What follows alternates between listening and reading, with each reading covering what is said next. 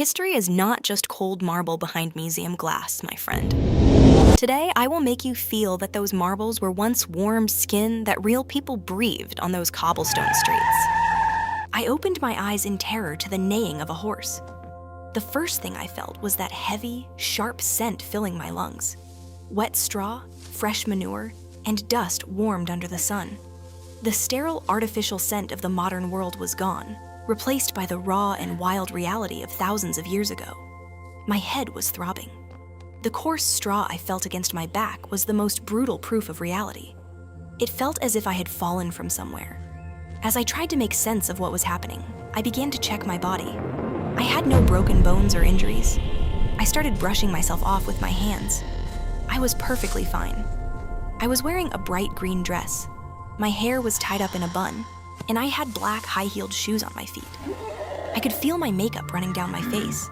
Inside the dim stable, dusty shafts of sunlight were dancing, leaking through the holes in the roof. My breath caught in my throat when I saw that massive shadow standing just beside me, behind the partition. A jet-black, muscular Roman horse.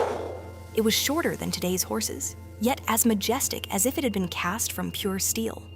When the warm steam from its nostrils brushed against my face, I reached my trembling hand toward its coarse coat. As the horse's moist nose touched my hand, my heart was pounding against my ribs. This creature would soon carry a Legionnaire into battle across dusty roads.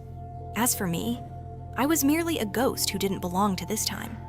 To be honest, I felt quite uneasy. The moment I pushed open the heavy wooden door of the stable, Rome hit my face like a slap. The chaotic, narrow streets of Subura. Under my feet, the jagged basalt stones had been worn down by thousands of sandals over centuries. Linen laundry hanging from the windows of houses, Latin curses hastily carved into the walls, and the soot hanging in the air. Everything was so vivid that I thought it was an illusion that would shatter if I touched it. The shouts of vendors, the sound of hooves echoing from afar, and that never-ending human hum.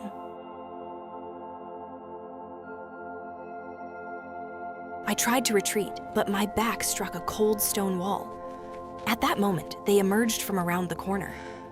4 armored Roman soldiers. Their red capes billowed fiercely in the wind, and their brass helmets gleamed with a blinding light in the morning sun.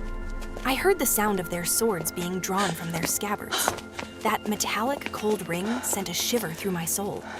Their leader, glaring at me from beneath his sharp helmet as if looking at a monster, roared, "Unde venisti?" "Where did you come from?" "USA," I said. As soon as the words left my mouth, I realized how absurd they were.